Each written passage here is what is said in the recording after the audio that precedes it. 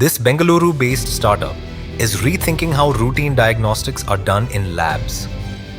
SigTuple focuses on one part of the process, how samples are analyzed after collection. In many labs, blood and urine samples are still reviewed manually, under a microscope, one slide at a time. That creates a dependency on specialist time and availability. SigTuple's approach is to digitize the step. Their system begins with AI 100, a robotic microscope that scans glass slides. These images are then processed by their AI models.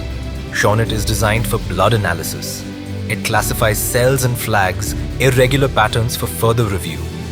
Shrava works on urine samples, detecting and categorizing elements such as cells, crystals, and bacteria.